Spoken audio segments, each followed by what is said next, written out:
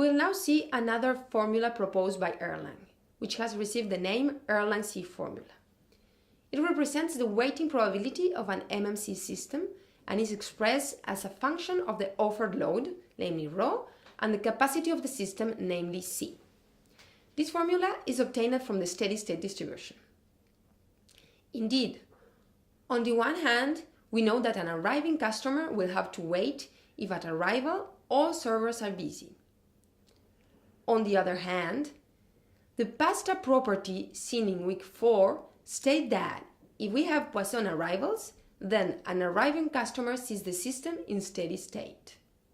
Thus, the probability of waiting is given by the sum of the probabilities of the system being at any state equal to or greater than C.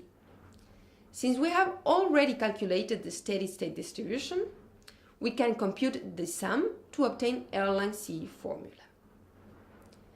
Thanks to the steady-state distribution and to Little's law, we can deduce some mean performance metrics for the MMC system. For instance, we can compute the mean number of customers in the system and the mean sojourn time, where we can distinguish a component of the mean waiting time and a component of the mean service time. As a takeaway example, let's now analyze and compare the performance of these two systems. On the left-hand side, we have one queue and 3 servers. On the right-hand side, we have 3 servers and 1 single queue per server. We assume that service times for all servers are exponentially distributed with the same parameter mu.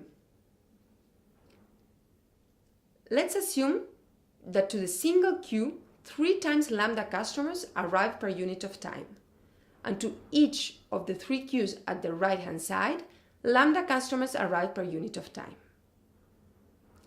We also assume that arrivals follow a Poisson process.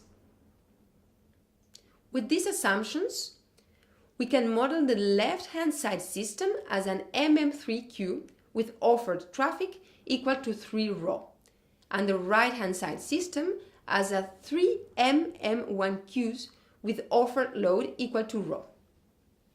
So which system do you think performs better? Let's consider the mean waiting time as a metric and put in some numerical values.